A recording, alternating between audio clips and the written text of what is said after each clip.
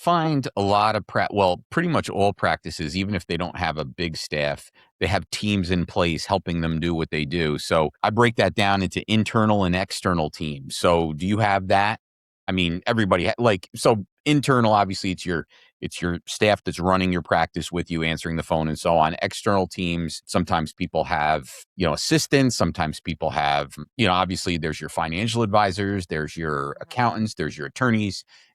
Briefly describe your internal and external teams. Sure. So my internal team is pretty large these days. So like I said, I have like my CAs, so like my chiropractic assistants. I have two of those. I also have two exercise and rehab specialists. Hmm. They do their thing with like the rehab stuff on the other side. And then, regular staff and things. But another third arm to that is that we work with the undergrad college where I live, so the University of Arkansas, and Hmm. we actually get interns from the school. So it's students that are needing to complete requirements for graduation, and we get new interns every single semester, and they're super excited and super awesome, and they actually are the ones that put out most of my social media stuff. Why? Because they're young. They That's know how to use amazing. that stuff. Why would I waste my time learning about TikTok trends and sounds and whatever they're talking about? I don't need to know that stuff when they can be like, "Hey, this is trending. We're going to do this." And I'm like, "Okay, as long as it's not inappropriate, fine. Let's That do it." works. So that's like their whole reason to be here, is to help me with social media stuff.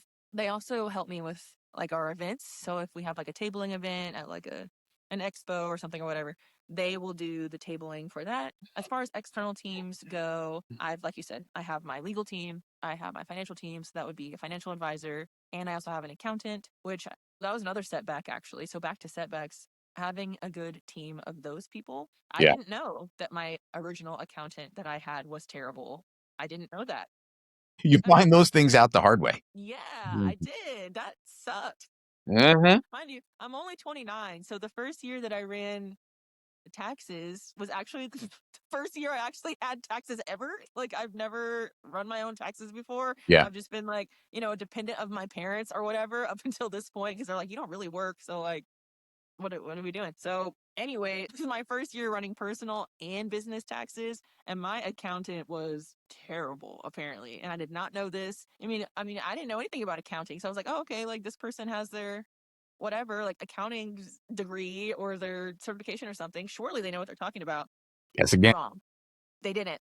So I actually switched to a new accountant, and she actually specializes in small businesses and in medical services. So I'm trying to find an accountant that already speaks the language that you speak, because And I did think you most look for that specifically? I did. I did. I did. So I didn't even know that they had like, oh, this account specializes in small business. I didn't even know that was something I should be looking for. Like, these are terms I didn't even know. So it's like kind of like, when you're in school and you're just so confused in a class and you don't even know what to ask. That's kind of how I felt with my accountant. I'm just like, I don't even know what I don't know. So Right. just tell me this stuff and we'll go from there. Yeah. So yeah, she was like, "Do you have QuickBooks?" I'm like, "What is QuickBooks?" Oh, learning happened a lot Right. that year. But anyway, so my external team, like I said, so I have my attorney, financial people, and then also my marketing team is another group of people that help me out a lot.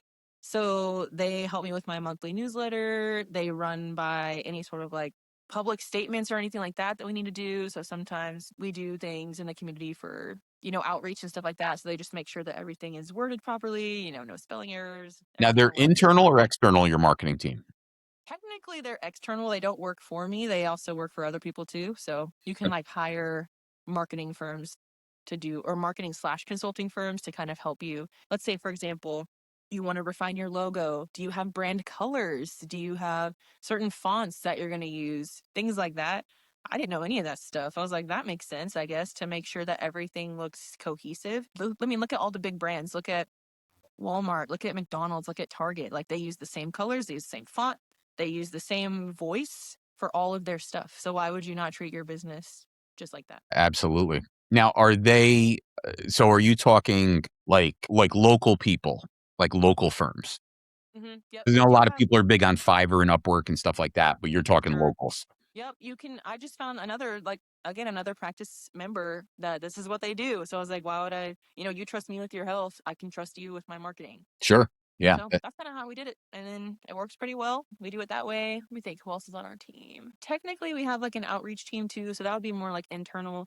It's a mixture of our staff and our interns. So they'll be like, we have, for example, an event coming up at the university that's for the multicultural center. So it's for like the minority students on campus. And they are able to coordinate with us and with them to, dates, times, locations, etc. We have a lot of people that support what I'm doing. So I can focus on chiropractic mostly. Now, how do you acquire new team members? Because that can be a nightmare, but when people get it down to a process, it's usually pretty smooth. Actually, everybody I've ever hired has been from social media. They came after you, Sometimes. or you asked Or for them on social media? so both. So I've had a few people just like directly approach me and be like, "Are you hiring?" And then I've also like when I moved to this office, I wanted to fill it with all the practitioners I have now. So literally, I just started putting stuff out on social media. I made flyers, I made a couple posts about it, Mhm. and I'm just like, "We want you." And if you're interested, you can either DM me or you can email me. And that's how I filled all these rooms. Love it. Love it. There. Same for So my you're other services too. If I need like a plumber or something, I'll go on my social media and I'll be like, my sink is leaking. Can you guys recommend anyone? And then you'll and slowly you pay and attention. you literally have people responding to that? Great. Yeah, they'll be like, here's this person, here's this person, here's that person. Or I've even had a few patients be like, hey, like, I'm a certified plumber or whatever. Let me just come do that. And I'm like, cool. Nice. So And of I course, use it my sounds like social media patients as a volunteer their services too.